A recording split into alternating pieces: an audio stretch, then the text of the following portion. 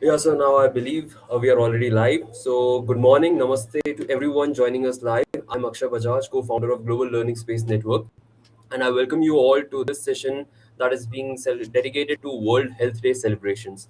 And today we have a topic that is often underrepresented in India related to school nutrition, school farms, and the dining areas. And today we have three of the very esteemed panelists joining from one from Hyderabad, one from Delhi, one from Indore, and yes, all of India is covered. So yes, let me give you a very short and quick intro of them. On first, we have Mr. Patidar, director of CIVOM, and he also runs various foods business. And yes, he will be sharing his very multifaceted insights on this topic. And then we have Ms. Pragati Chaswal, founder of So Good Foundation, already covered by national and international media, including the Global Learning Space Network. And then we also have Medha Jalan, architect and founder of My Furniture Story. And thanks to Medha, she has been associated with GLSN since like 2024. She has been an active participant at Pulse and all of our sessions. So welcome to all three of these panelists. And let's start the opening. That is the canteen a classroom? So I wish to welcome you for World Health Day, and here in this theme we'll be covering why is the cafeteria often the most neglected learning space in a school. And the first question comes to Pragati on the magic of kids growing their own food and how getting their hands dirty changes how they look at a plate of vegetables. All yours.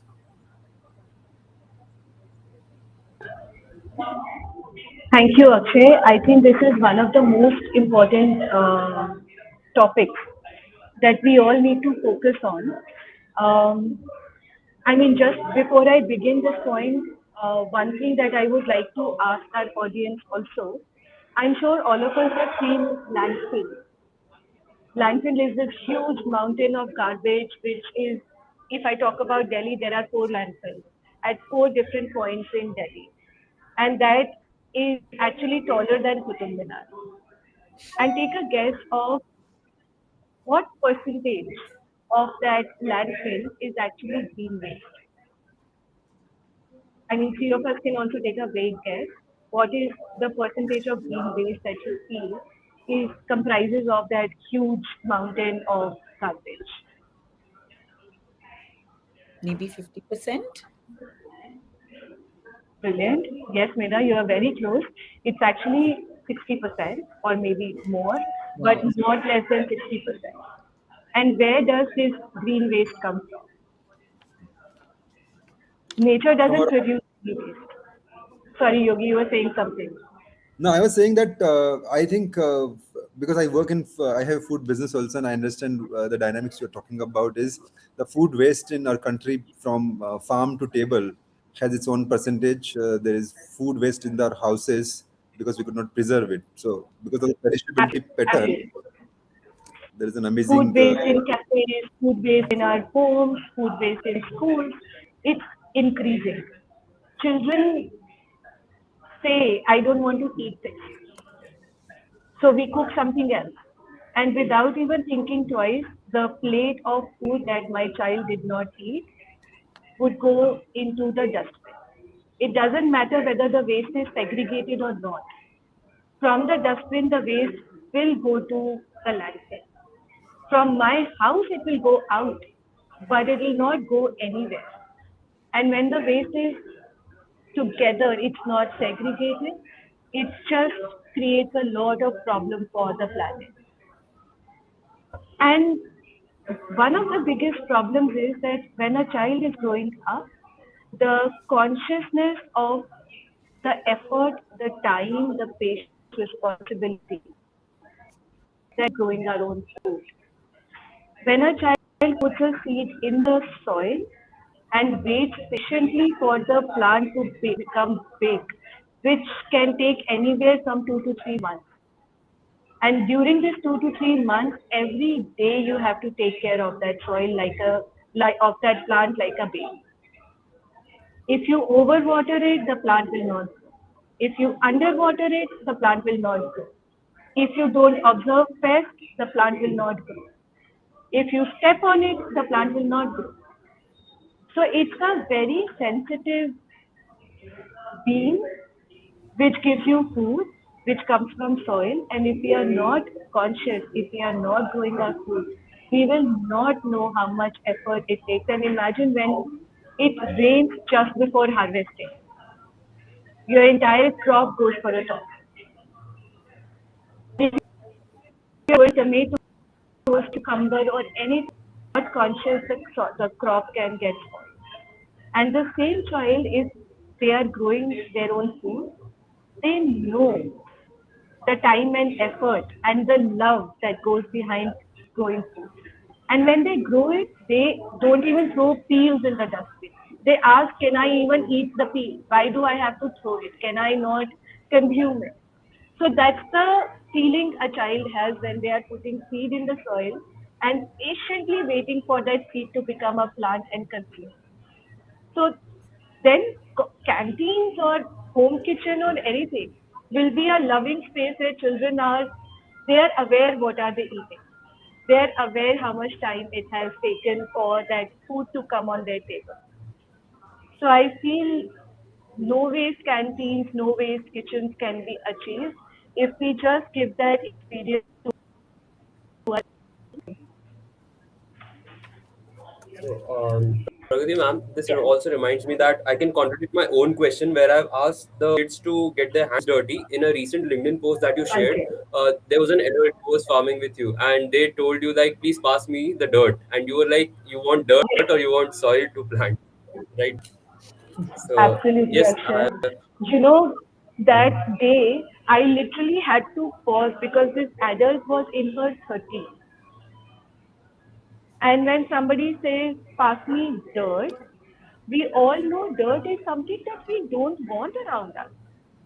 If there is dirt on our hands, we want to wash it before we eat. If it has a very, not so pleasant connotation. But if we don't know what is soil and what is dirt, how will we protect our planet? How will we talk about climate?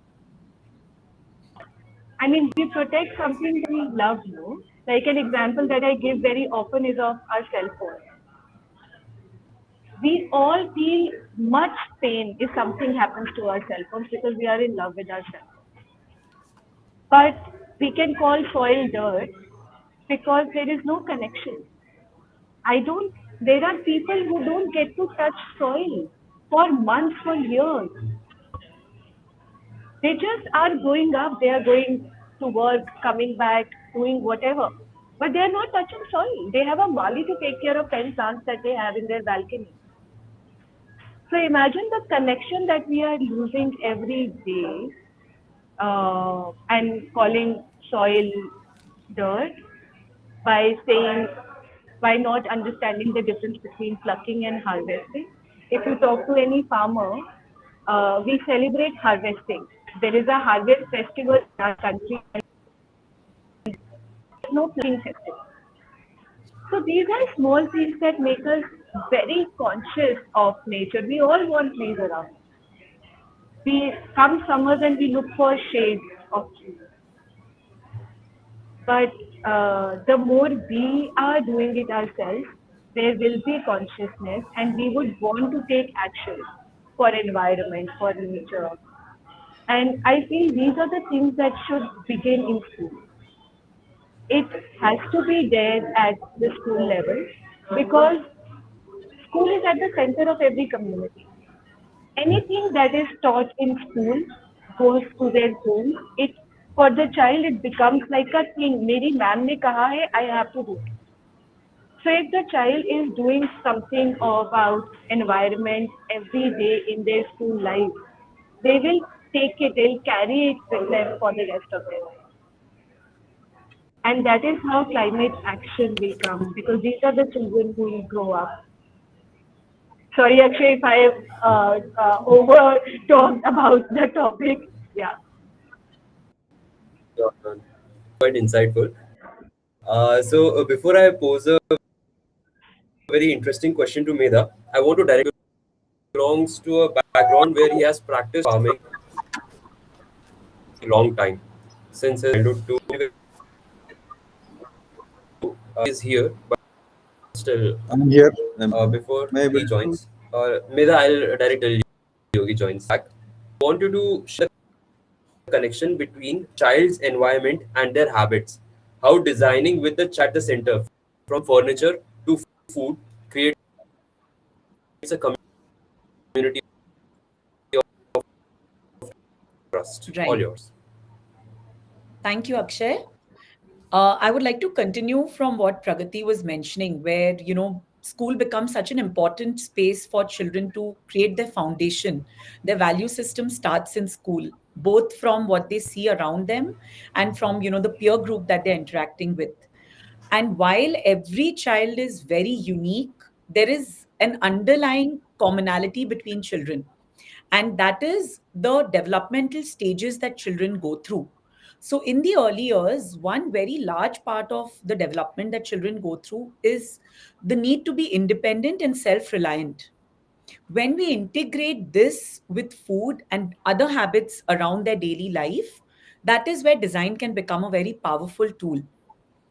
And there, that is how we can start integrating the ideas of keeping the child at the center and seeing how design can help create that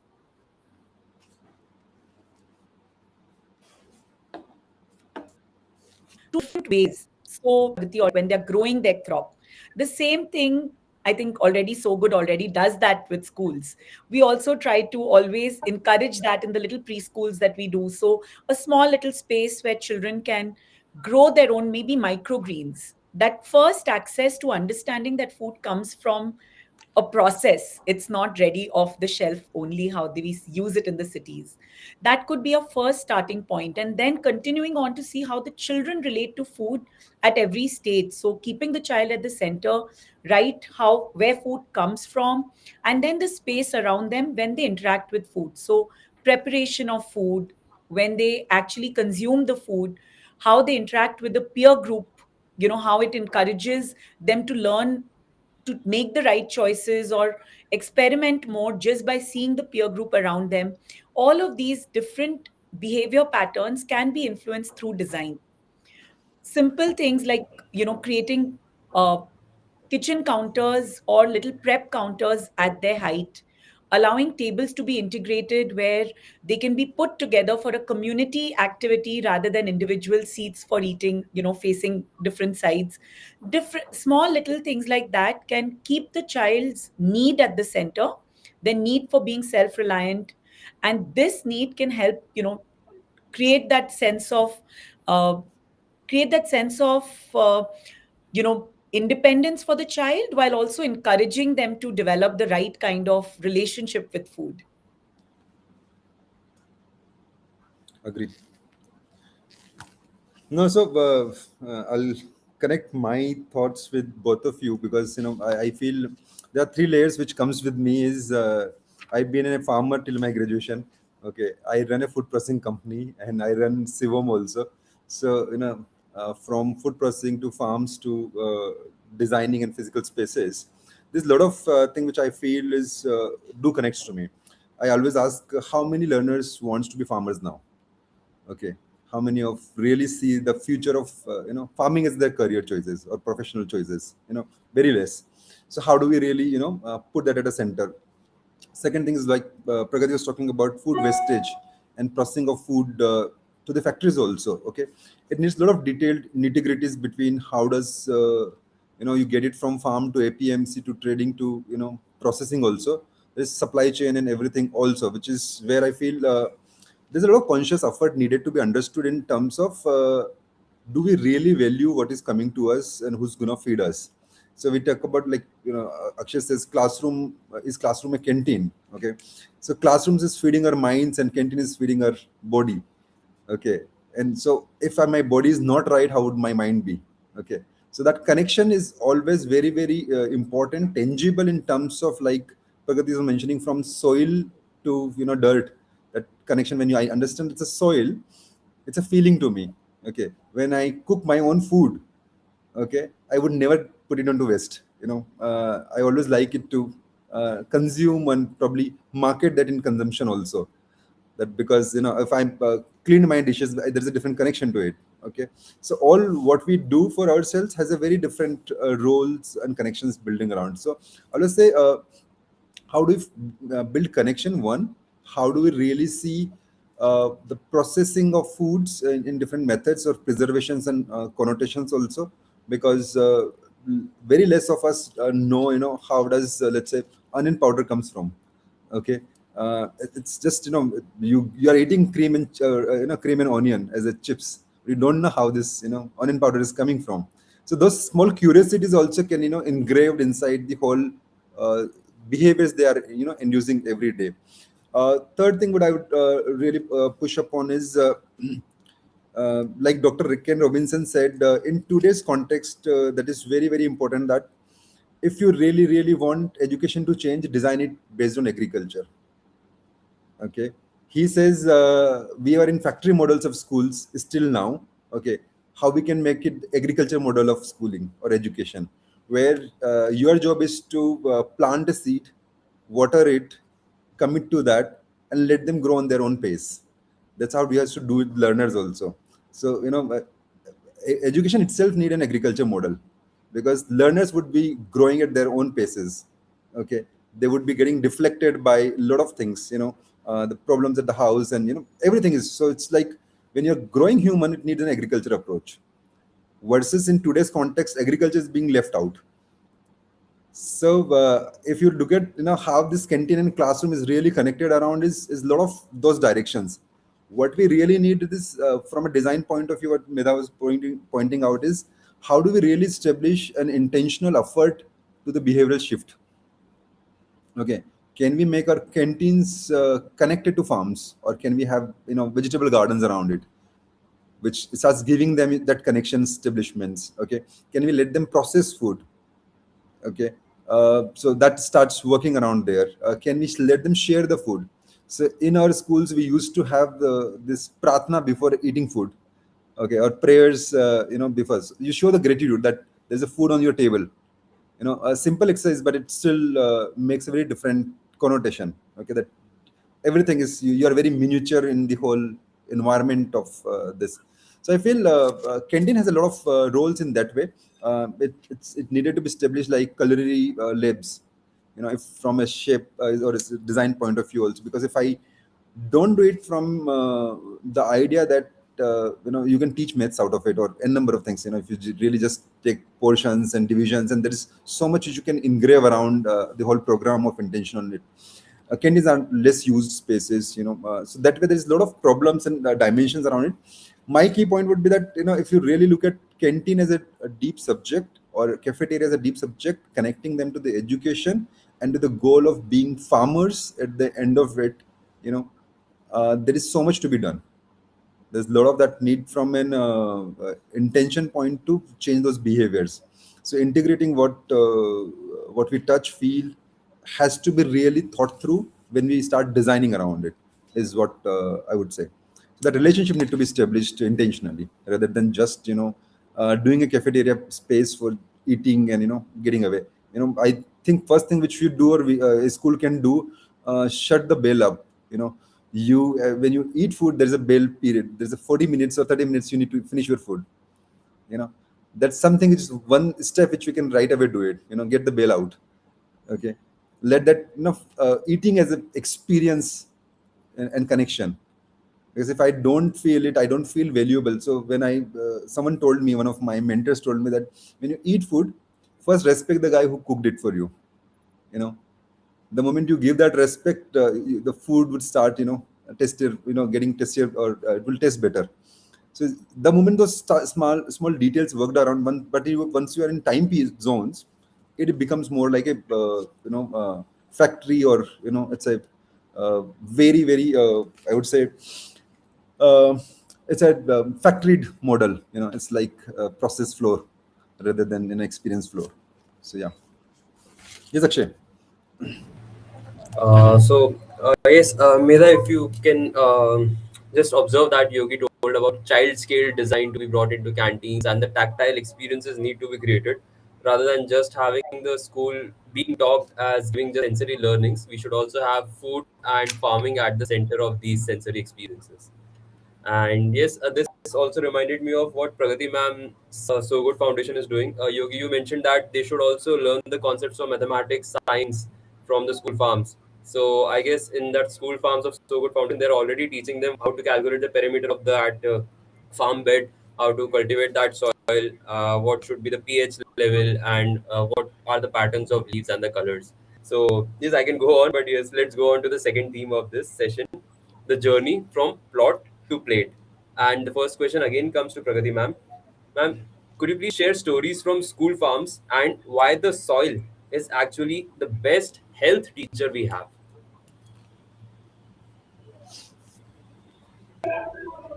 Um, Definitely, Akshay. I have actually been thinking about this question and how important particular part is. Um, and I was then thinking about Delhi. I live in Delhi, and in winters, Delhi, Gurgaon, it becomes like a gas chamber. Because of pollution, children are not able to step out. They have to stay indoors. The schools are shut. They try to bring everything online, but how much can a small child learn online? And even before stepping out, parents have to give a mask to their child. They check AQI before stepping out, whether the air is actually, fit for the child to step out or not. Even when kids have to come to the park, they check. And I don't blame the parents. The environment is such that parents do become conscious. They spend a lot of money in buying, air purifiers, eating what is called organic, the water that children are getting. So a lot of money is spent on those things. But when it comes to stepping on soil or touching soil, people are very, very conscious. It takes a lot of effort for anybody to say how go bare feet and step on the soil. Touching earthworms, touching soil is not happening. And if we are being so much indoors and we are so scared of everything, where is health going to come from? I'm not saying that if the AQI is high, you step outside. But what I'm saying is when the AQI is better, even then we are not doing it. We are so scared of being out in the nature. Sometimes we have pollen allergy. Sometimes we are too careful about the insects in the soil. And proved it's and it has been talked about so many times that soil has a lot of benefit for not just physical health but even mental health. So I always urge people to not be so afraid of stepping outside because that is where the real health comes from.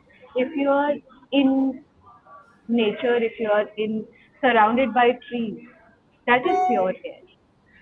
And this is how our immunity will build. If we are not letting a 1-year-old child or a 2-year-old child play in the soil, how are we expecting the immunity to get built only by sitting in a air purified room? So, I mean, whenever we have time, there is a short video that we have made which shows how children inside our schools are working in the soil, how different topics of academic science, math, languages, everything is integrated and the child is getting an exposure which is physical, which is mental, which is also emotional. That these are the three things that comprise a healthy human being. And this is what we are depriving our children of. So, yeah, my urge really to educators and to parents is let the child be in soil in different time of the day, be it summer, winter, barish. Let them experience it, and the immunity will come back. That is how immunity builds. No, in agreement. That's I my think, yeah, yeah, yeah. sure. No, this is what very important also, because I know, and we are seeing. I have my cousins. Most of my cousins are in farming, still in farming. So when I go to my village and the way the kids are grown, you know, Yeah, their mother would never worry about it. They just feed them in morning and leave them absolutely. into the town or in the middle of the choke. And then there are elders, people who's just retired from farming. They would take care of them, Yeah, and so that's how they're growing. They're playing there only, and it's a very different way to of growth. So absolutely. that's what we miss in in city stuff. Correct. And And Yuki, I also feel that if children are not allowed to experience sun in summer, how will yeah, they feel the thirst? How will they tell the mother that I am feeling thirsty? I yeah, want water. If they are not allowed to be in the soil and play in the soil, how will the child himself say, I'm hungry, give me food? We are the ones who are always behind our kids. Have nimbu pani, you will feel dehydrated. Just the child feel dehydrated. We should know what is dehydration. We are only telling them, बाहर से खेल कर आए हो, have some nimbu pani. But let him be in the sun. no, in agreement. No, I think Yeah. somewhere we were talking about a couple of other LinkedIn lives, and we said today we need a lot of effort in parenting. It's parenting is being mostly delegated, to the schools or to some of the other agencies. If that need to be addressed, because if as a parent we always, now we are having one kid or two kids, that's the max which we are trying to do, okay, because we wanted to have a lot of focus, a lot of comfort, a lot of care, all that is there, but till the point we don't let them exposed to the kind of challenges we might have gone through as in our own childhoods, okay, or our parents have gone through. If they get an exposure of it, at least have that built connection to the ground up. So at least that exposure is, from a parenting point of view, should be given to kids, and then let them choose what kind of value, because even they would not value the protection which is they are receiving if they don't see the extreme of it at the same time. So I know that's I at a totally parenting. agree, Yogi. I think there should be a workshop for the parents before we start working with the children. Let them experience soil because Yes. I'll give you another example, Akshay, like you said, soil and dirt. We took somebody for a farm ride, and Yogi, you'll find this really hilarious. Hmm? Took somebody for a farm ground, and there were raw tomatoes on a plant, green color ke hote hain raw Yes, tomatoes. yeah, I know, yeah. So we took them for a farm round, and generally I thought this is a very easy Hmm. question. I asked the parent to identify what is growing. Now I take another guess. What do you think the parent would have said? I don't They know. saw tomato growing on a plant, Meda, and they said this is amla growing. My Okay. goodness. So I totally agree with you, Yogi, that parents should Yes. also get education because parents who are in their, young parents especially, also have no experience of being outdoors, Agree. being really in touch with nature. Right. So not their fault also, na? Then so we should start with educating them too. I think, see, this is what we kind of, whenever we trying to work with the schools, one of the biggest resistance comes from a management or someone that would parent will accept this kind of design. Would they, because it's not just changing the design; it's basically changing the whole ecosystem. By designing, you're forcing the behavioral changes. There's a cultural shift which is needed, and then the result would come. I can do a beautiful space, or Meda can do amazing work on that. But if the school's mindset and culture would not change, it falls flat. So it's a True. teacher who had to be addressed around it also, that how do I really optimize or utilize this design with the intention it has been designed to. So if it's not working around, that's a big challenge. So I believe that's where a lot of work is needed from parent side of, because what they're really looking is going to shape the school management's mind, or anyone who's taking initiative, or someone who's really avid thinker, that he's okay to take that glut of what parent may think. I wanted to go this way. So either you have a confidence in that say, or if you're looking for market success rate, you want parents to really get educated.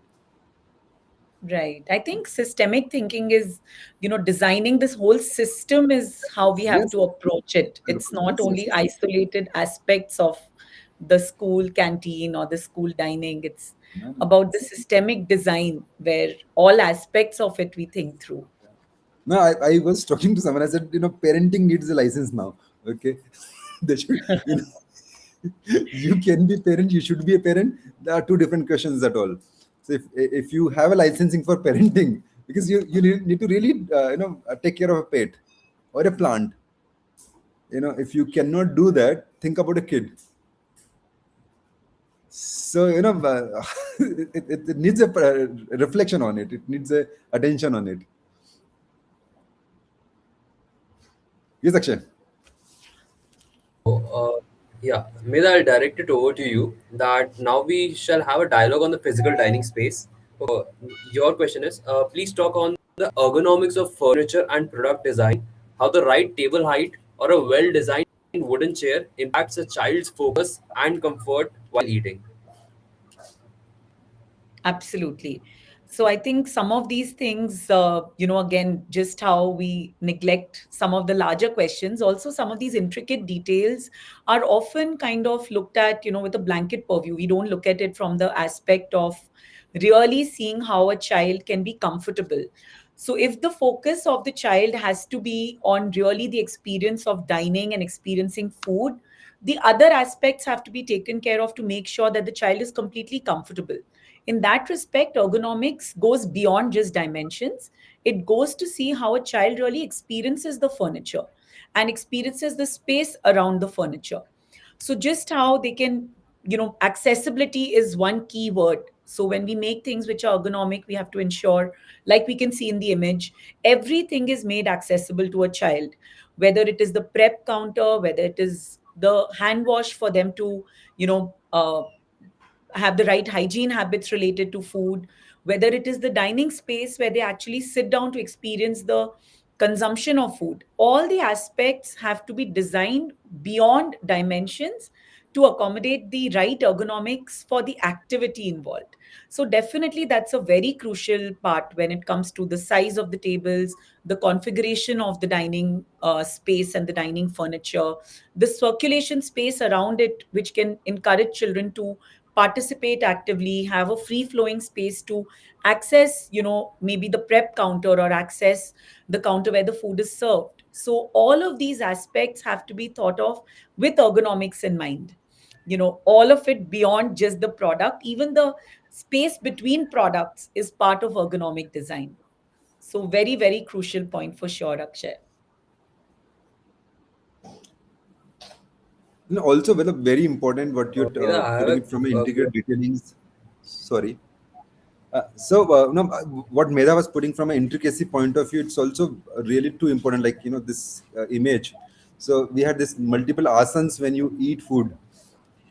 Okay, so from a Right, digestibility point of view, also that the different cultures, Indi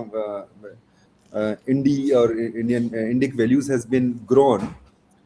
That right. also has a very important aspect. So when you eat in an inner environment or interior environment versus when you eat in external environment or outdoor, okay, Mhm. there's a lot of change in your food habits also. So if you eat at farm or in nature versus when you eat in the environment inside, there's two different aspects of it. When you sit on the floor and Right. eat, when you sit on a chair and eat, there's a different level of impact which comes around. So it is very important subject in terms of how to detail those intricacies between those ergonomics and physiology in bigger term. Absolutely. It's So, uh, Meda, I have a cross question to you before I come to Yogi. That we have heard of Reggio Emilia, and they say that environment is the third teacher.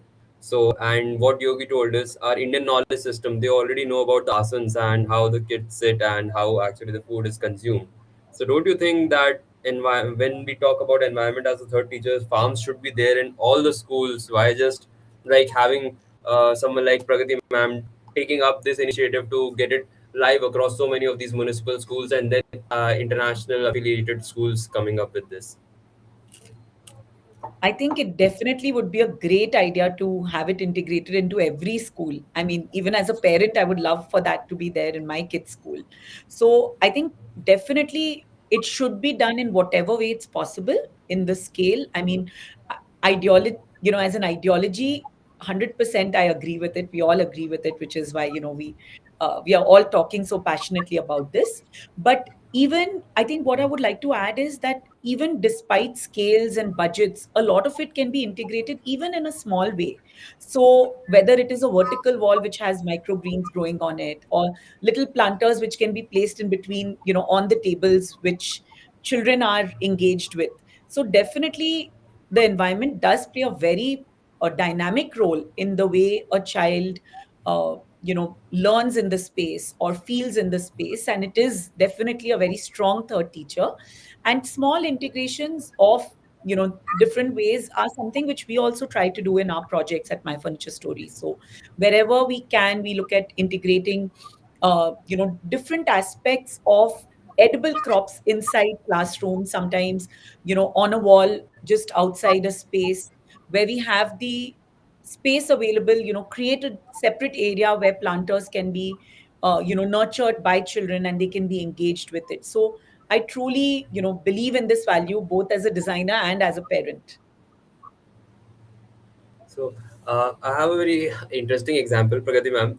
You will be surprised upon it. So I remember, I think Yogi and our team went for a meal at a famous hotel, and so it was there that he introduced edamame. Okay, so I was like, "What is this?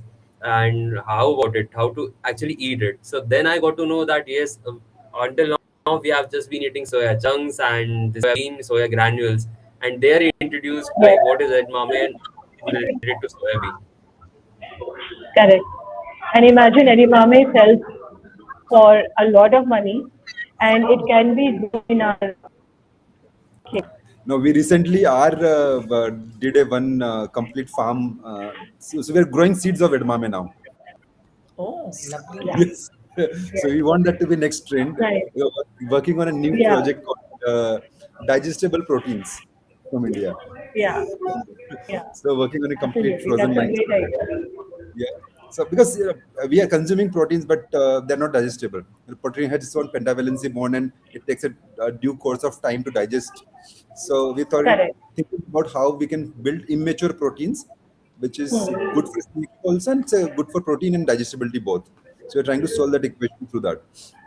So yeah, that's why Wonderful. my working on it. I keep introducing a lot of those kind of crops to people. Correct, Yogi. And I totally, what is also standing out really much from this discussion is I totally believe in what I said earlier also, that you will not protect something that you are not connected, that you do not love. If you are not experienced or exposed to this, like Yogi, you have experienced it, how will they take it up when they become, decision makers? And if one of our children who have experienced this becomes a minister, for example, Hmm. their decisions will all be pro environment. No? Agree, They will not take a decision which will cut trees. They agree, will agree. always innovate that can we create a flyway instead of cutting trees. In agreement, because So when we talk about SDG goals, absolutely, how many we are connecting to the SDG goals? You know, yeah, you can have it in both. absolutely. So Yes, if agreement. if we are not educating our children today, how will they have those innovations when they are in a position to make, you know, get some innovations, make some decisions? So I really approach every school, every child perspective that every child is actually a seed, and we call it a seed of hope. And I tell everybody that every child I'm working with, I'm showing the seed of hope that they are growing up with this consciousness. And then when they become big and they are taking decisions, all their decisions will be pro nature. Um, so yeah, so that's what I totally believe in. In agreement.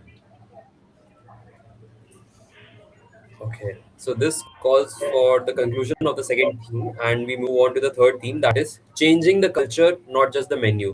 So I bring the question to Ms. Prati. What is the one thing we can change tomorrow to make our school lunchrooms feel less like an assembly line and more like a community space designed specifically for kids? Um, if it is about taking a step and something that we can change tomorrow. I believe if children start serving food in their cafeteria and everybody is eating together, let's say there is no system where children are bringing food from home in their tiffin, but it's a community eating culture. And it's not somebody else serving food, children are serving. So I believe that one action can also bring in a change, and Medha designs that space where, you know, the tables are designed in a way that it's easy for children to serve. There is a kitchen garden from where food is coming, just that environment where every step of consumption is consciously thought of.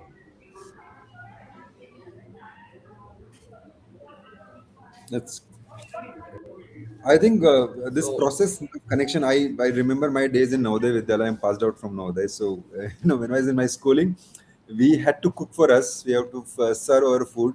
You have to take care of a lot of things in terms of woods to because it was all wood fired ovens there. So you have to get the truck empty, put the woods there, and all of us we are 400 kids in a line just so we can empty a truck in about 30 minutes. So, uh, so it is just that feeling of connection and community and part of culture that we are associated with that food in a lot of sense. So it do make different sense because it's where you come together, share it. If you don't have so the habit of sharing also, everything is mine, and dropping down those kind of cultures has a very different reflections. so I'll direct it to a philosophy shared by Pragati Ma'am and So Good Foundation. It is called as Achar, Vichar, and Prachar. So, if you could please share. Okay, Vichar,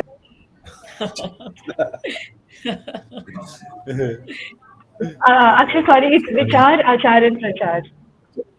I'm so sorry for that sequence. Yes, please go ahead, ma'am. Please, if Yeah, you yeah. could No, explain because that. it's the thought that comes first, then behavior, and after that you want to or feel like changing the world. So, and how do you actually make them practice this, like while they are cultivating those crops? Um, so the So Good program, it's a 3-year integrated program, and the 3 years are designed in such a way that we work on every aspect of a child's lifestyle.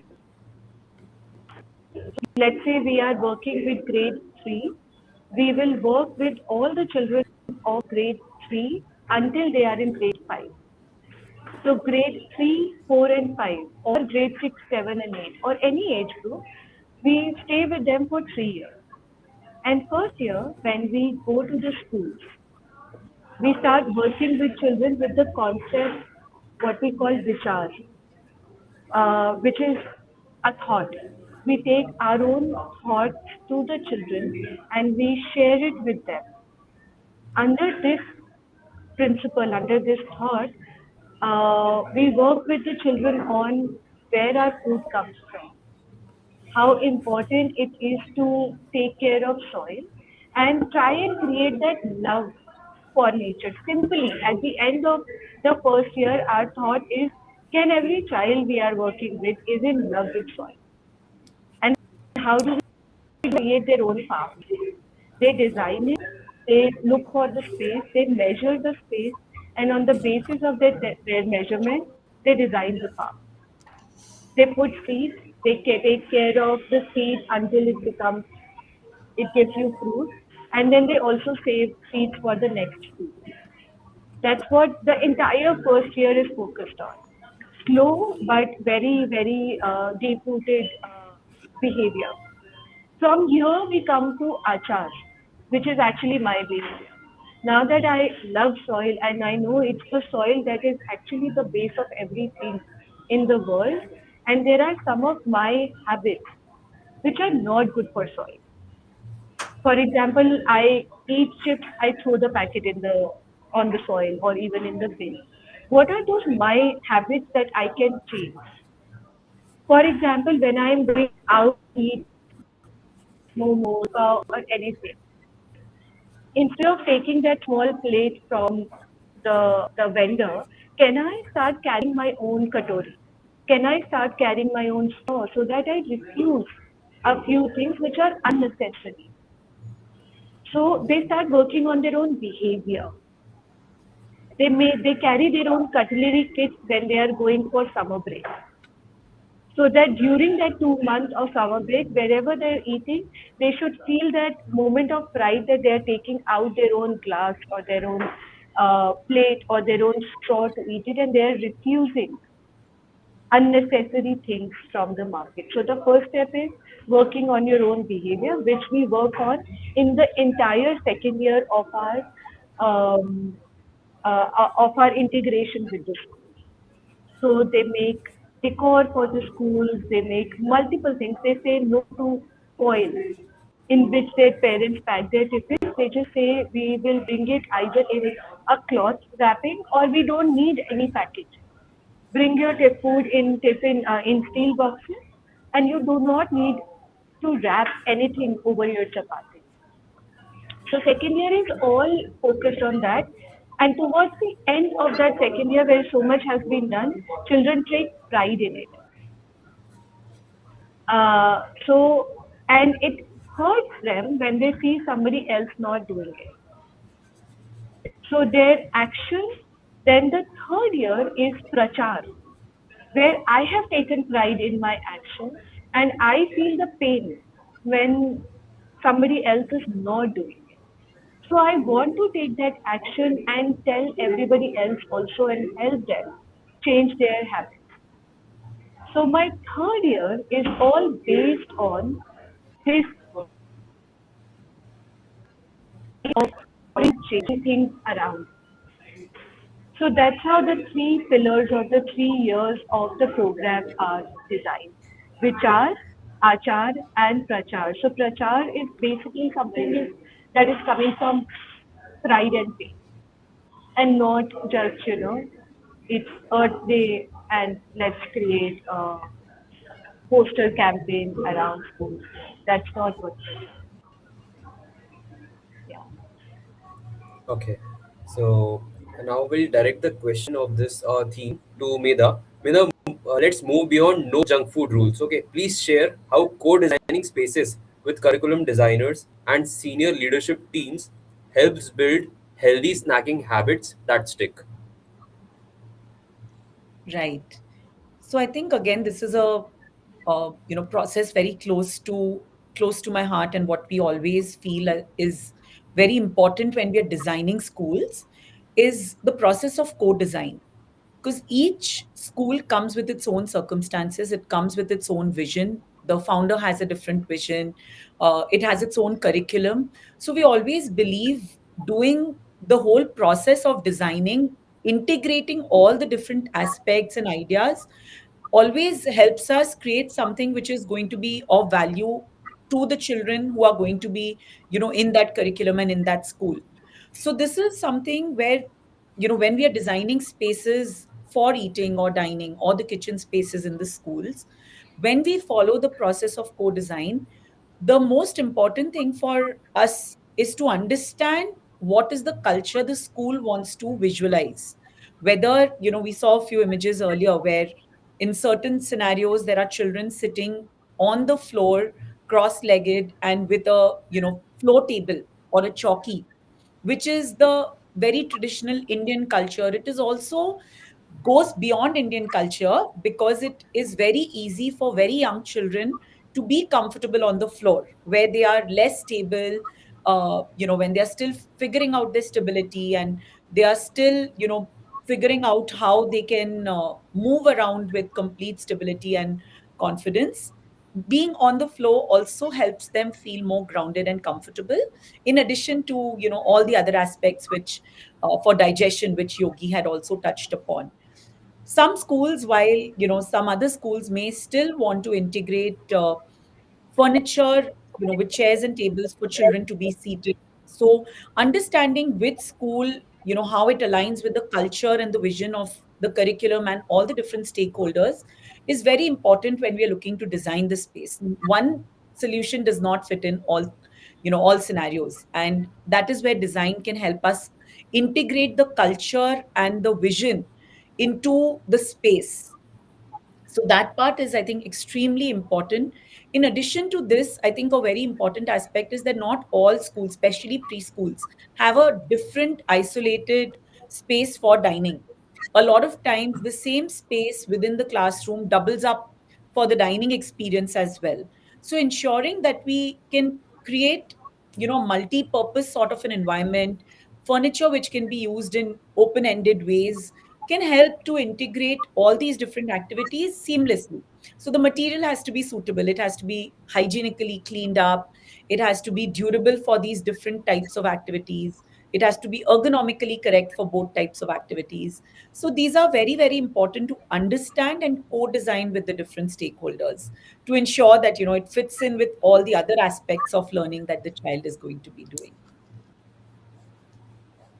Okay, so this calls for the conclusion of this theme, and let's move on to the second last theme, that is leading a healthy institution. So, Pragati ma'am, in our in domain, we always talk about a post occupancy evaluation, as you and Meda would relate. So, now the question comes to you: how do we look at the hidden benefits of a better food culture, better focus, fewer sick days, and a calmer student body? Please. Sorry, I just heard the first point. Actually, can you say the 3 points again? Okay. Yeah, yeah, sure. We have. How do we look at the hidden benefits of a better food culture? Better focus, Hmm. fewer sick days, and a calmer student body. Shouldn't it be all three? Yeah, I mean, you have all to share some three examples are of the your optimism. correct because yeah, I mean, I feel all three are the benefits of good eating habits. Because if you're eating well, you have a very good. I mean, you can eye hand-eye coordination. It's, I mean, your food is going in your mouth. You are eating well. You are focused. So I feel all three are equally important. Okay. So yeah, that reminds me of a very famous quote in Hindi, "Jaisa ann vaisa man," and also like Meda and Yogi would relate. You touched upon the fine motor skills that students would learn. Okay. Yeah. So Yogi, I have a question coming up for you and Medha both on how high quality ergonomic design in the canteen is an investment in a child's holistic development, the school's long term vision. No, I think from that point, the first question which I really ask a lot of school owners or management is, uh, are they seeing when they do it? Are they seeing from ROI point of view? Because when you talk about canteen or cafeteria spaces, you know that is not looked as an ROI, because it's an additional space. It is not connecting to the core goal of it. It is not giving them a fee generation. So when you look at return on investment, that's something. That's why it's been mostly neglected, and that's been created for an hour or two or those kind of purposes. Okay, so when you look at it from that kind of capex to opex versus return dynamics, then it need to be really really shown differently. So a lot of school projects we recently did where we talked about cafeteria as a much bigger vision. Okay, so not looking at only for those 2 hours, whatever spare hours are available there, what all can be integrated to this, and that's it's a big space. When you have about 500 to 1,000 or 1,500 kids in a school, you need a big space which runs for 2 to 3 hours in those times, but there is still a big time left. Okay, the biggest challenge which I feel in the and because they are poorly done, because there is no ROI sense. Acoustics is the biggest problem. If you look at cafeterias or canteens in a school, they are acoustically really reverse. Okay, so they echo a lot. Okay, there's a lot of sound issues, all of this. So I really felt that when you look at those dynamics and you show them there is a more thing which you can do in that physical real estate, you can repurpose that real estate, then it starts making sense. So we do a complete case study based on how we can work around that physical space and create a more ROI turnouts and what all we can be doing it. So like say culinary labs is one portion we started working with a couple of schools and canteens. So when you have culinary labs, can you map your PBLs or TBLs around that? Okay, so you can have curriculum design, pedagogic design shifted to that physical space also. So that way we try to look at those kind of thinking, which becomes a more long-term investment, repurposing real estate for more bigger social connections and making a sense to a investor or a school owner also. And Mida, what would be your take on it before we move on to the closing question? So I totally agree with Yogi. I think seeing how it can go beyond just the eating activity to more of a learning space through different ways. I mean, depending on the scale of the school, it could be different workshops, it could be ways where, the food that if they are able to grow it, how it is being cooked, even, accessibility or visual access itself sometimes creates an experience for children to understand more about about how food comes and how they can be create their own relationship with food. So definitely I think this is a great way to kind of make it add more value to the same space by adding in different types of activities to it. Also, I feel it's important to see that how these spaces can be designed, thinking of more intangibles also, not only the very clear ROI, but also the intangibles. Because if a child is healthy and happy and the space is served well, the school will automatically start, prospering in other ways, which are very difficult to always measure very directly. But over a period of time and through different examples, we would all agree that, a healthy child and a healthy environment, starting with the right food and the space around it, would always entail long term growth and investment for the school. So I would look at it from this additional aspect, in addition to what Yogi already mentioned about, No, I would agree using. to Mehta. One of the post occupancy survey we were doing with a school, we got to know that few kids wanted to come down to school for eating, eating with friends, so there's a social innate need that, kids are always excited that that's a period where because you are in a teacher directed environment every day. In your classroom, you are Right. controlled. Okay. But in the cafeteria, when you are sharing your food with your friends, that's one of the highlight for them. And I'm going to school to share my food with my friends or eat food. So that is also an innate behavior which excites kids to be in this space. Absolutely. Very true. Amazing discussion here. And now we move on to the closing question. And the question is common to all three of you. And the first chance goes to, of course, Pragati ma'am. Ma'am, if you could give every school child one health hack for their school day, what would it be? If I could give what to every child? One? If you could give every school child one health hack for their school day, what would it be? नहीं Akshay, I can't hear you. It's Health hack. Okay. Health hack. Hack means One health hack. a, health hack. a tip. Yeah. Okay, okay. One health hack. Mm, I think I would say spend 5 minutes going in before going into any entering your classroom, bare feet in a green area. So before you enter your school, before you enter your classroom, just go to, if you don't have a school farm, just go to your garden and spend 5 minutes there looking at the leaves, touching leaves, just walk barefoot and then start your day. That will take care of the entire day. Focus, health, calmness, everything. So just do that as a ritual every day before you enter the school. Lovely, very lovely answer. Mira, the question over to you. I'm not sure if I'm qualified to give a health hack, but but I would say we should encourage children to be open to trying. We should encourage, ways in which they can try different foods, different ways of doing things, and different food options that are given to the child. Maybe, over a week, there may be different options given to a child, maybe trying out to sit at different tables on different days. But I think just the idea of allowing children to choose by giving them uh, encouragement to try different things at different times, and then the freedom of choice, which I think is very important for them to feel responsible and to feel that sense of independence, which I also spoke about earlier, which I feel that ownership comes from that.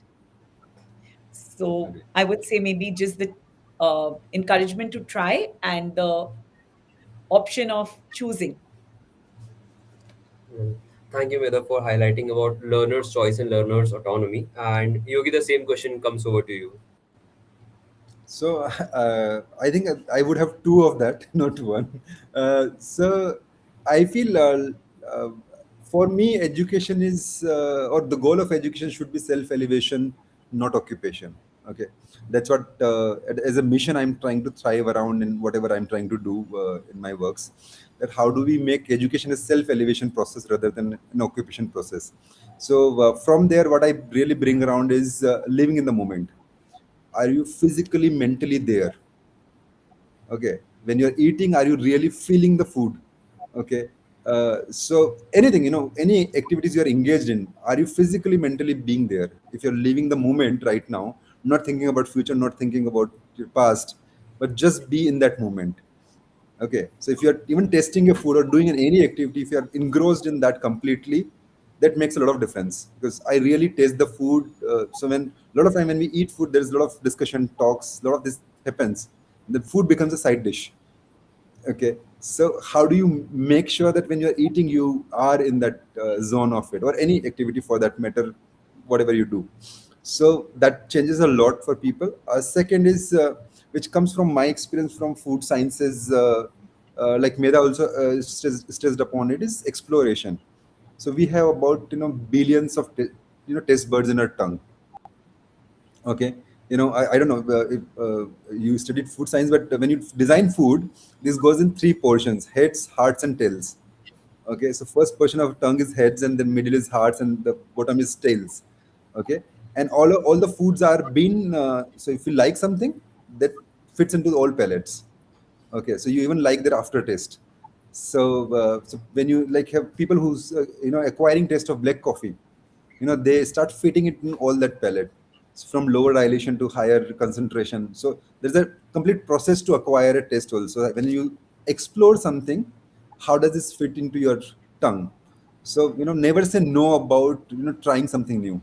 Okay, which also gets into food also, because karele ka kadwa would be very different than neem ka kadwa or giloi ka kadwa. So once you get to know your sensory appeals, there's a knowledge which is getting into your brain also. Your neurons are also opening. So more exploration to food also can bring a lot of neuron development to your brain, and you can associate a lot of knowledge and science to that.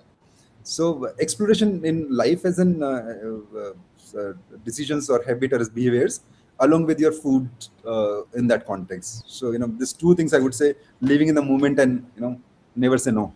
You can explore it, and then probably choose So, to say no. Yeah. mhm.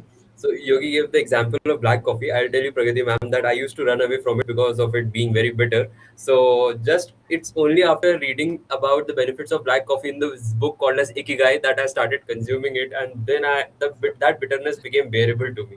So that's how they influenced my food and choices. So there is So, a reverse science of it if you don't know. So there's a research recently published in 2023 called SCAN, Somatic Cognitive Action Network. Okay, so we generally feel it's a cognitive and then become somatics, but it is reverse, that somatics can gives you cognitive behaviors. So your eating can change your cognitive behavior.